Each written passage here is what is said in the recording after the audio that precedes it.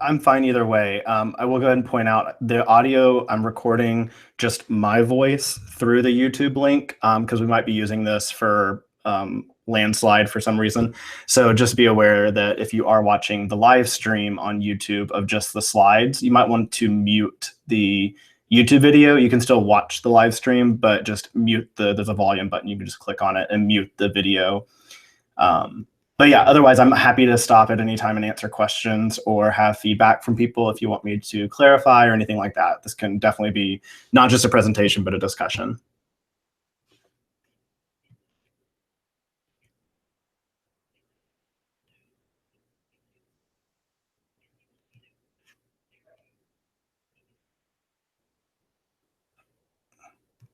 Oh, I'll control it. You just watch. So like right now, I went ahead and changed the slide over, so it should switch over on the feed. There might be like a couple seconds delay, but did the slide change for you? Do you see that? Yes. Okay, perfect. Then Jennifer, I'll go ahead and just get started just to stay on track with time. Okay, great.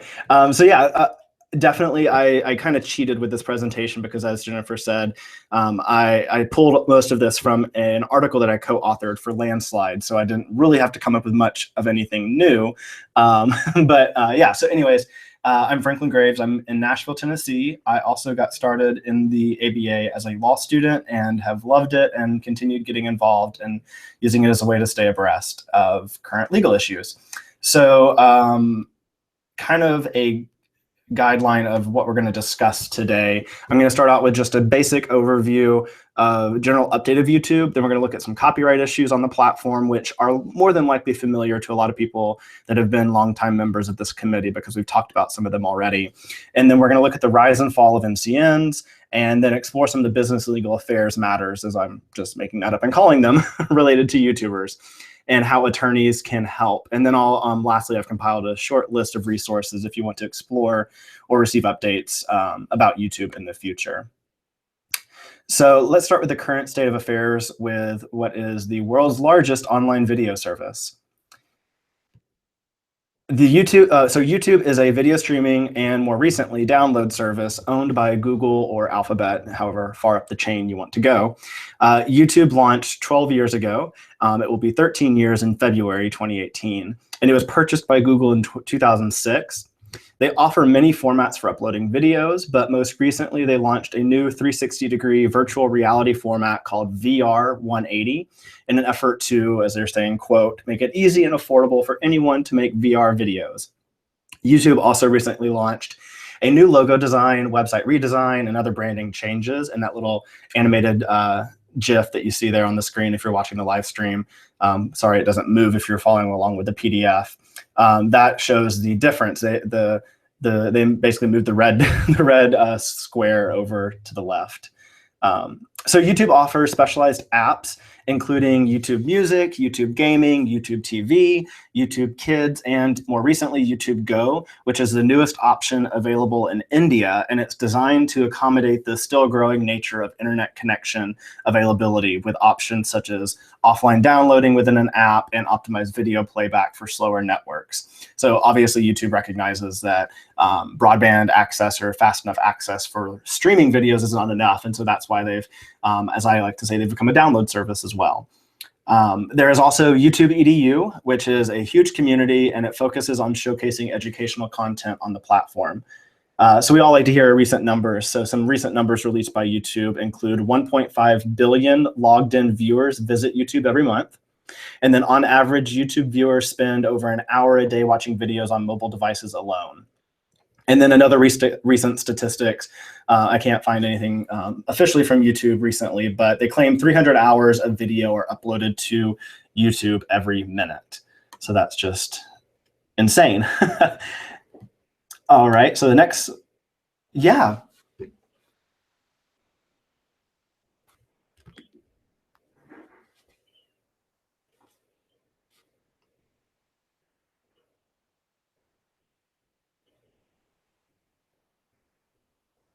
It's that there are universities that maintain their own channel and upload content from web courses that they're offering for free. I'm blanking on it right now, but I think it's either Khan Academy or one of those online platforms actually use YouTube to power their video for their massive online university. And actually, we have somebody on the call that I don't want to put him on the spot, but he probably knows better than I do which one that is. But so yeah, so it is that, but there's also user-generated content. There are a lot of school teachers that upload lessons and just make their content from their classrooms, not actually their classrooms, but they just start a YouTube channel to encourage learning outside of the classroom for their students.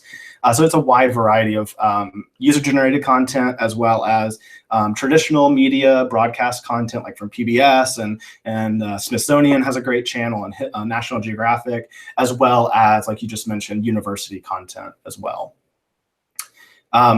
So yeah, sorry, somebody else? Yes, Brad, yeah, I didn't want to put you on the spot, but do you know which one I'm talking about?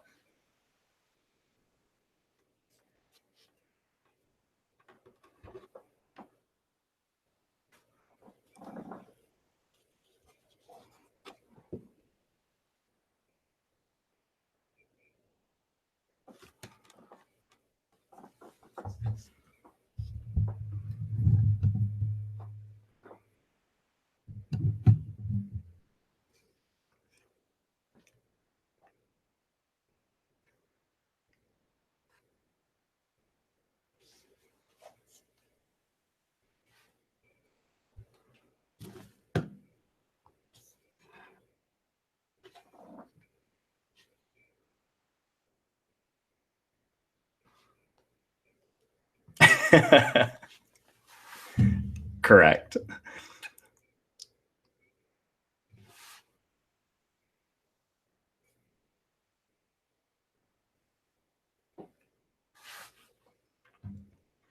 Thank you, Brad. That's definitely, I think, worth mentioning as well. So unless there's anything else, the subscription options that are available on YouTube, there's YouTube Red, or also called Google Play Music, and that is $9.99 per month. So YouTube Red is a paid subscription service that offers users ad-free videos on YouTube. Plus, it includes a bunch of other stuff, like the ability to download videos, to watch offline, access to YouTube Red Originals programming, and it also includes a Google Play Music subscription, which is essentially like a Spotify or Apple Music's premium paid music subscription service. I like to make the argument that YouTube or Google is actually one of the first to launch what should be called more specifically like a multimedia streaming service. So we're seeing a lot of like Apple Music and Tidal and Spotify companies attempt to follow this path by offering original and or even user-generated or podcast video content within a single $9.99 per month subscription plan. So I obviously work for a music company, and everything I'm saying here and presenting on is my own personal view and not their own, not my company's. But what I think from a music industry perspective is it's interesting, if that's the right word to use, to see how this revenue pool of monthly subscriptions that currently, for the most part, is going towards the music industry is going to slowly start competing with non-music or sound recorded content, sound recording content. So right now the music industry is showing profits because of music subscription services, but I question whether that will change when the content pool is diluted with non-music content. So we'll just have to wait and see.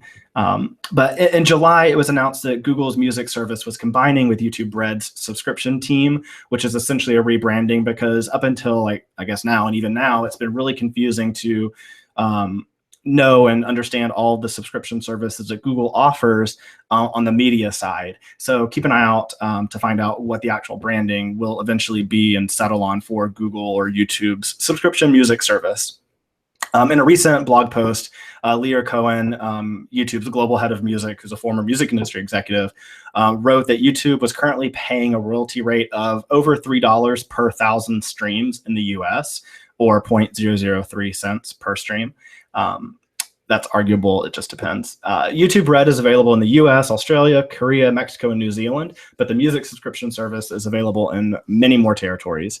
So YouTube Red Originals that I mentioned earlier, there are currently 37 original series and movies that mostly star YouTubers, and they're pretty low budget productions. So at VidCon back in June, they announced 12 new projects are coming for YouTube Red, just like we've seen Hulu and Apple Music announcing multi-billion-dollar investments into original programming.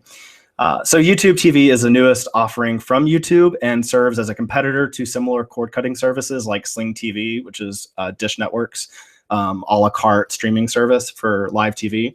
YouTube TV allows subscribers to watch live TV from over 40 channels, including local over-the-air stations, which is in most markets, which is kind of a unique aspect.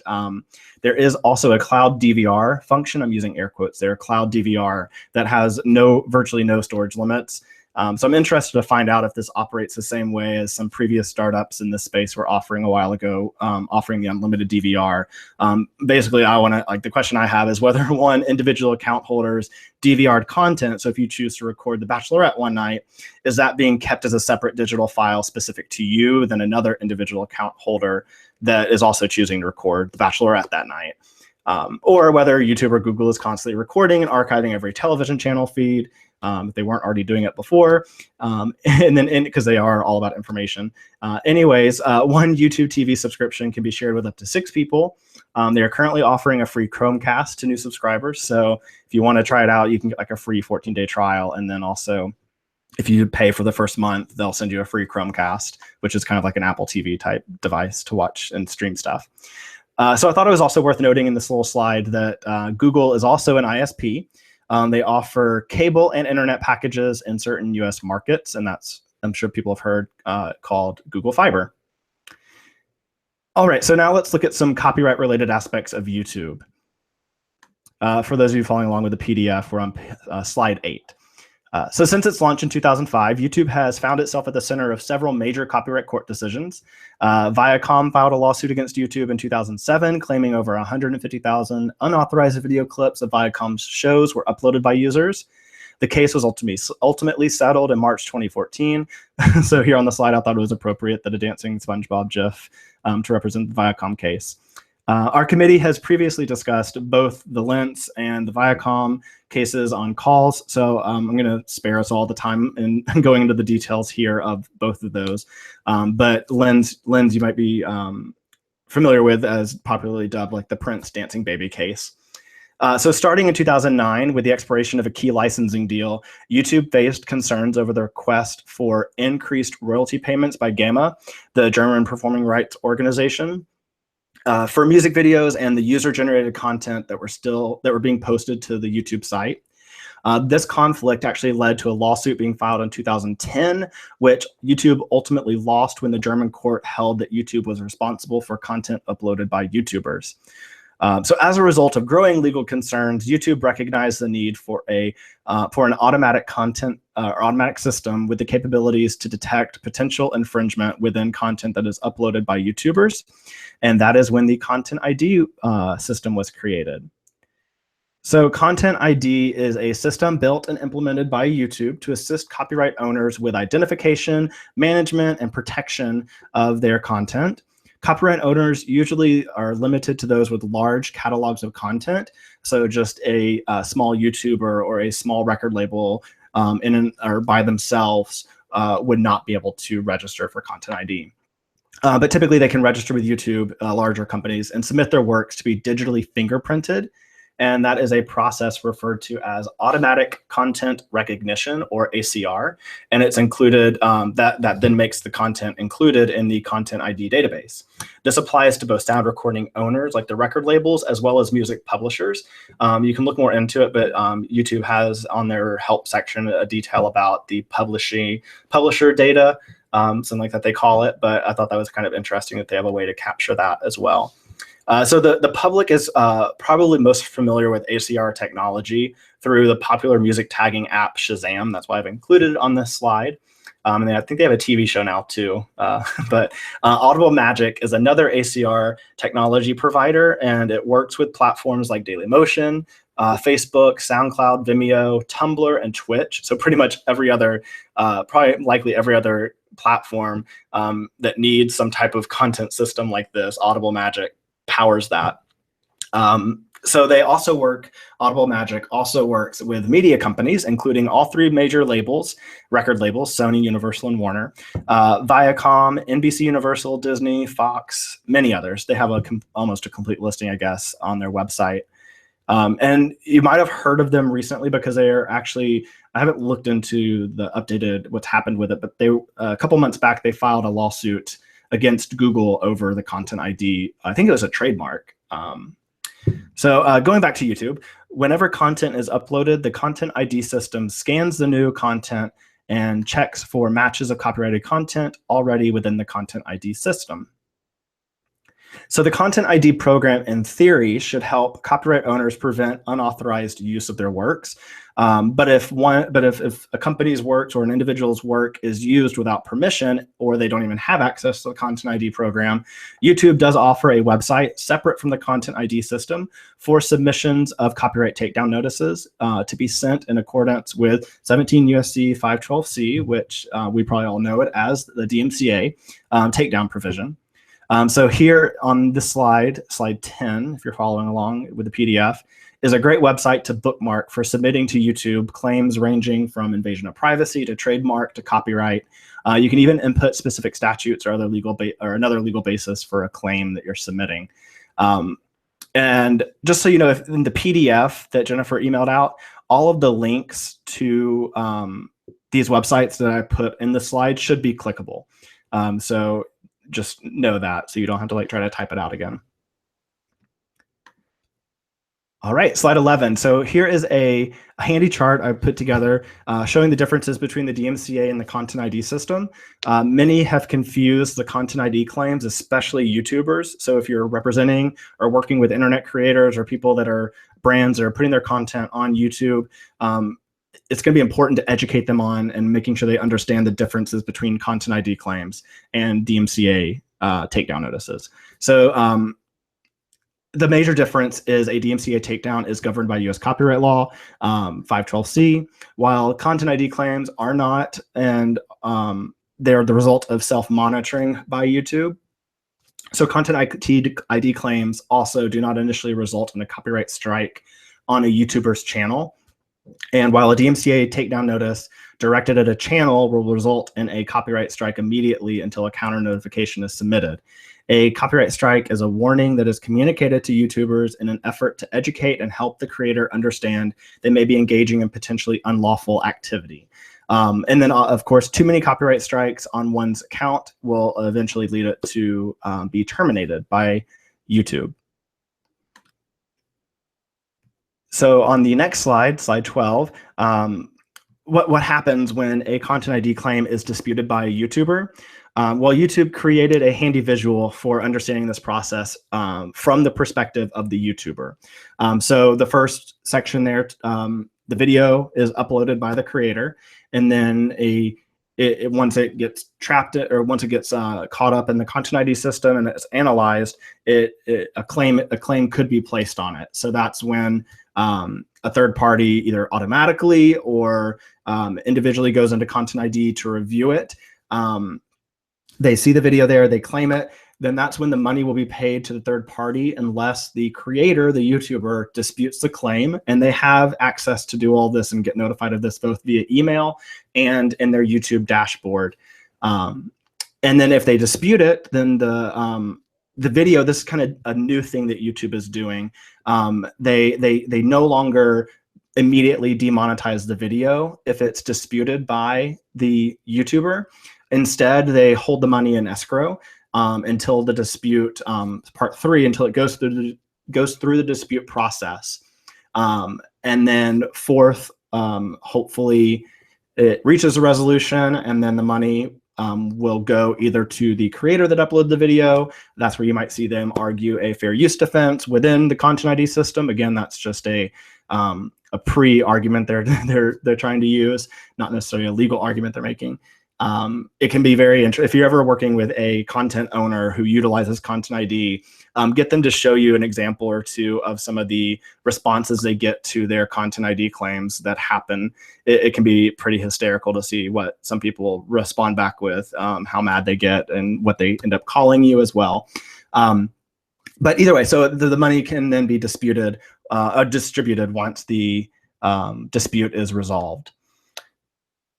So what about from the perspective of the copyright owner or claimant? There are 4 options when a newly uploaded video matches to their copyrighted content. And for the sake of time, I'm not going to go into that. You can actually read that. My co-author and I go into more detail on that process in the Landslide article. So on the next slide, slide 13, YouTube does offer a library of pre-licensed royalty-free music to all YouTubers. It can be found under the Create tab in the dashboard for anybody that has a YouTube channel.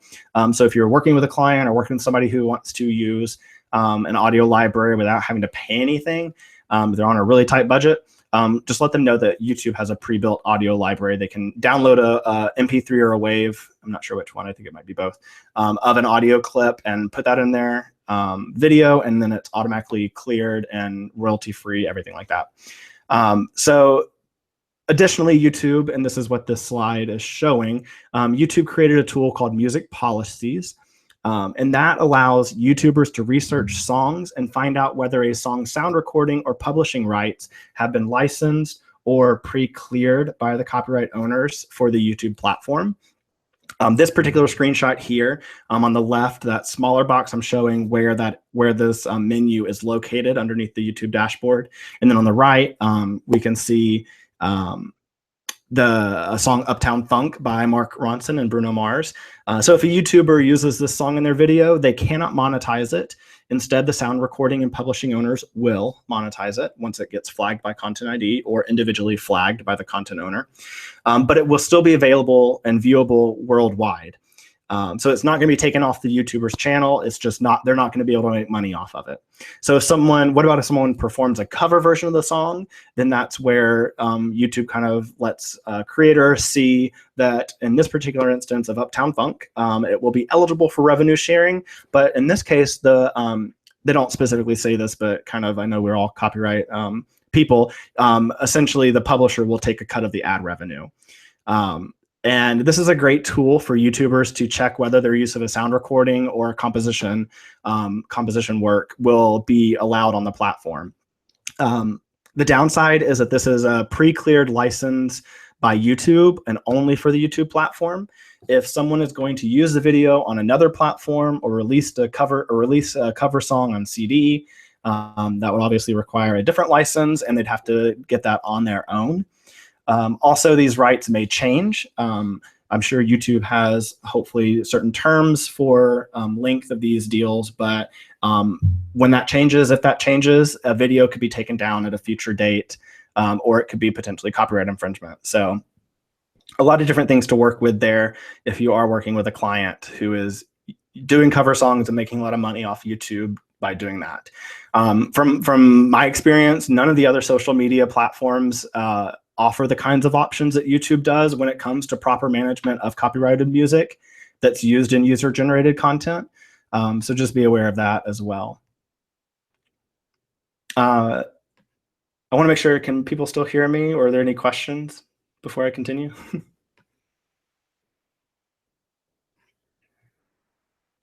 Yeah.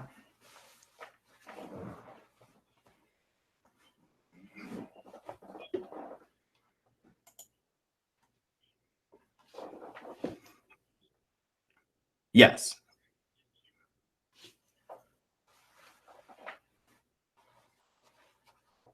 Yes, that's correct. So let's just take an example of a cover song of Uptown Funk. You would have to go and get a mechanical license from Harry Fox or somewhere if you were going to manufacture CDs with that song, your cover on it. All the other typical music copyright stuff would come into play if you're using the song outside of YouTube. But if you're linking to your YouTube video on your blog or on Twitter or Instagram to send your fans to that video on YouTube, I mean, that's perfectly fine. I mean, you can embed the video somewhere else. That's still technically within the scope of being a YouTube play and YouTube use.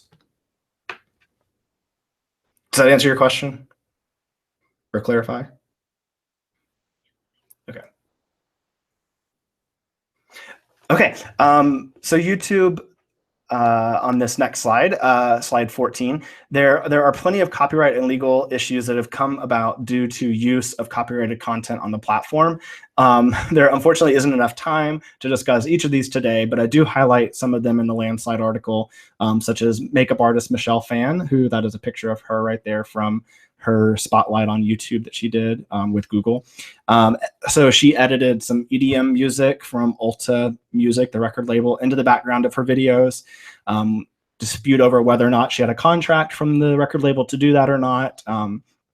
And then also a film director, Adi Shankar, apologize if that's not how you pronounce his name, but he has a well-known series called Bootleg Universe that he releases, and arguably whether or not it's fair use.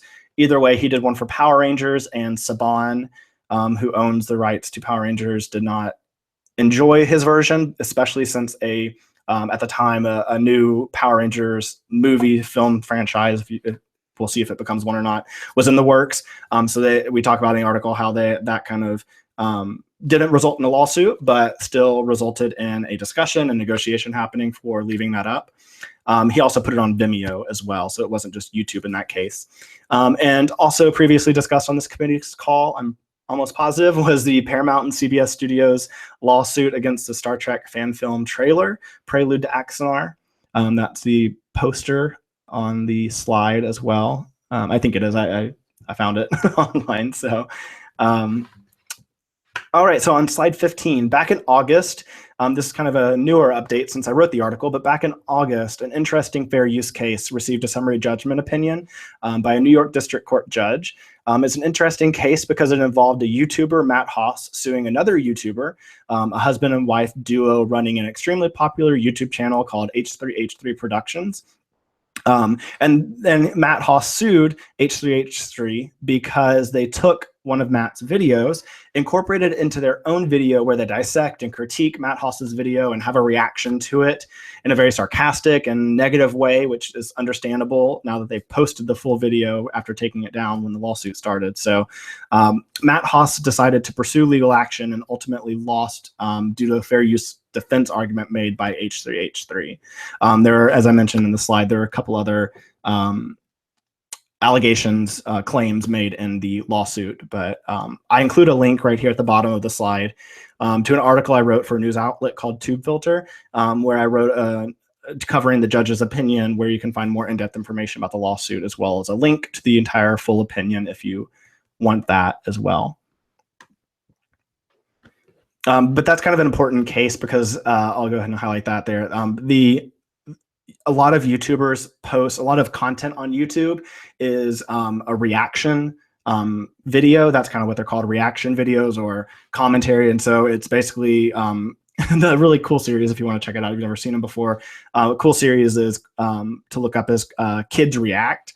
And they give them like a rotary phone, or they get them like a Windows 95 computer, and they try to figure out how it works. But so reaction videos, watching somebody else react to something, is a very popular genre, if you will, on YouTube. And in this particular case, it's kind of important for content creators to understand, because a lot of content creators borrow videos or do reaction videos of other people's content. And so it's kind of an important lawsuit to watch and see how a judge had her opinion with summary judgment.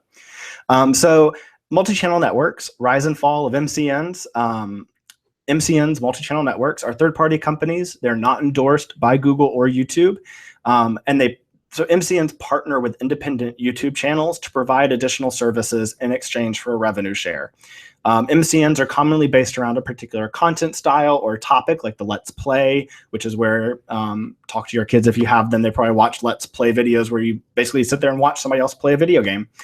Or the makeup artist, the makeup beauty blogging, which was Michelle Phan earlier, or even the one I just mentioned of the reaction videos. So MCNs can be specific to those types of genres, or they can be just related to a different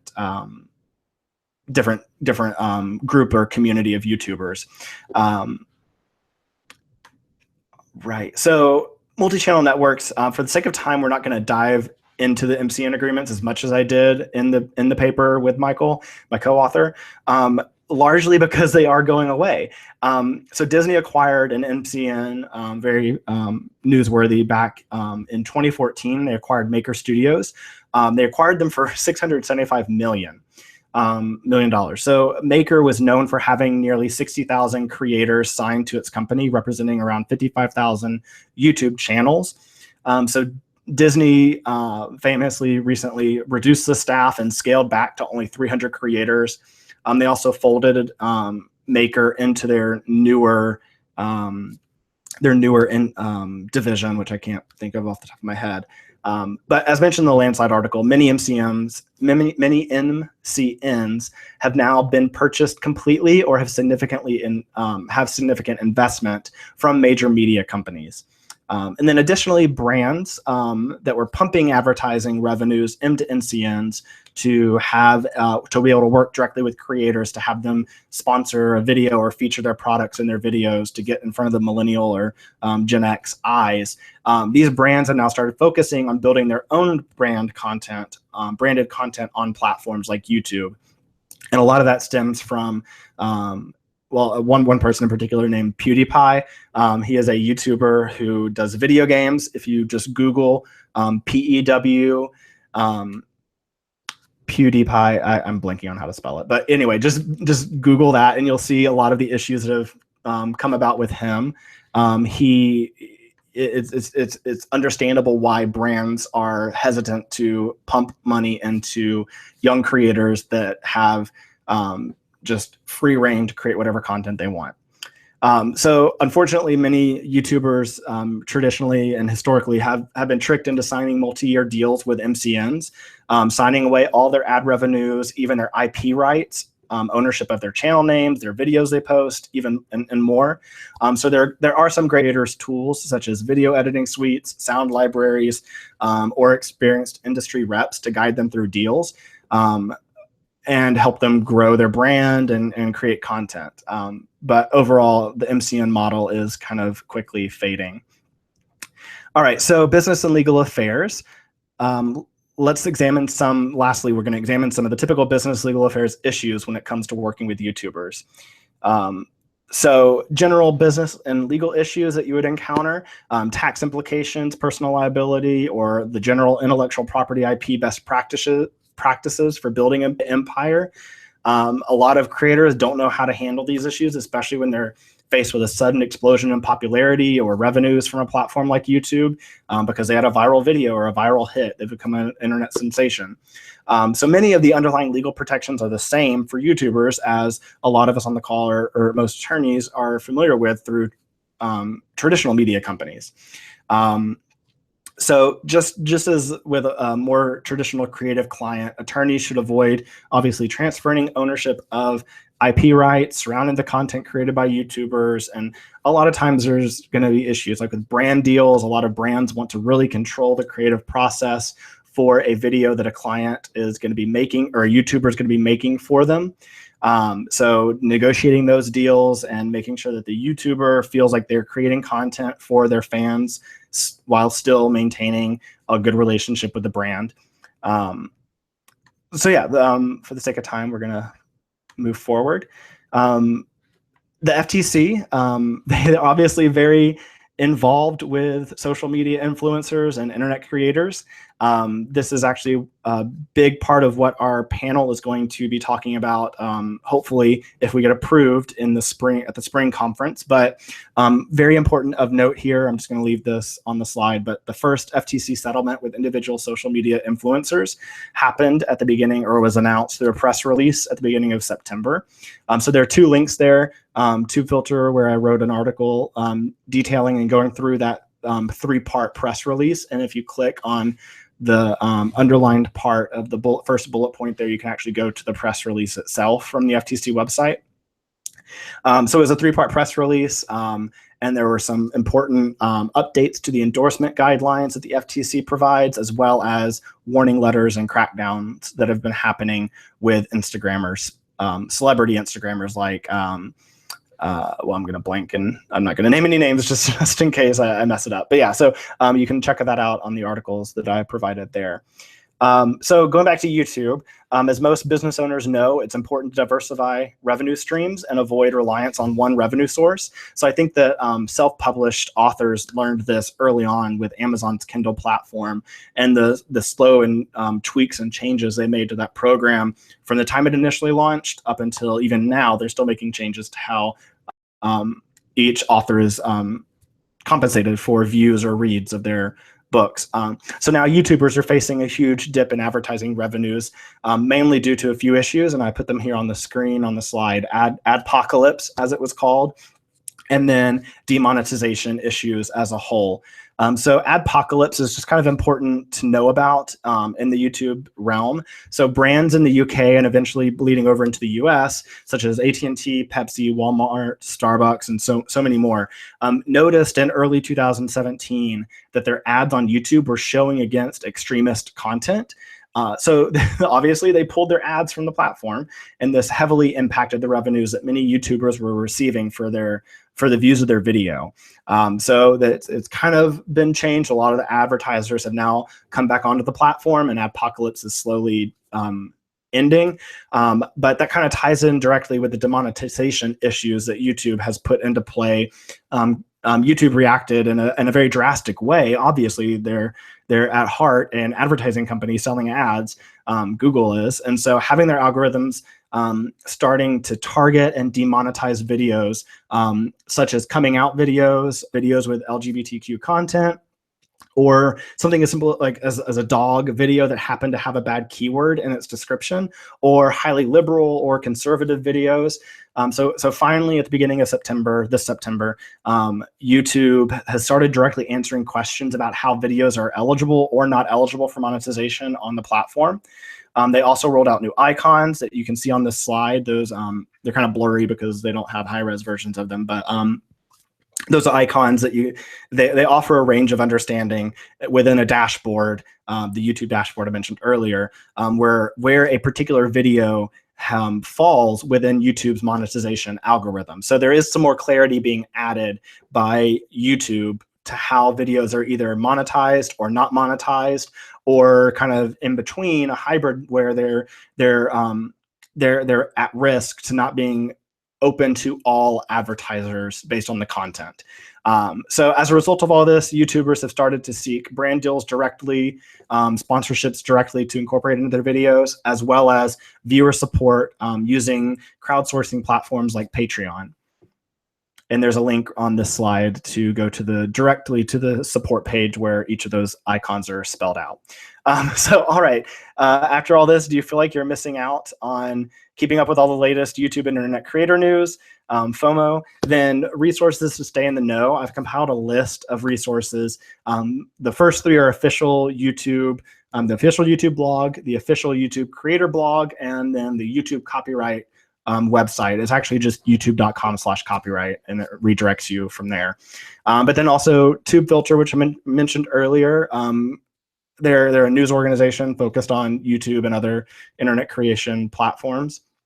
And then Adweek is also a good resource. I don't know how, but I got a free subscription to it. I think it's pretty easy to get a free physical subscription to it delivered to you. So I don't remember how I did it, but just try to figure that out. It's pretty easy, or you can just check their website. And then VidCon was something else I mentioned, is a convention that happens Anaheim, California, and a lot of video creators are there. So, and they have like 3 different tracks. They have an industry track where like Amazon and other major players are, and then like a creator track, and then down on the bottom floor of the Anaheim Convention Center is where all the crazy stuff happens with all the celebrities or YouTubers going around and meeting with fans, that kind of stuff. All right, so I hope that was educational, found something of interest for everybody listening. Jennifer, thank you for letting me have the time to do this.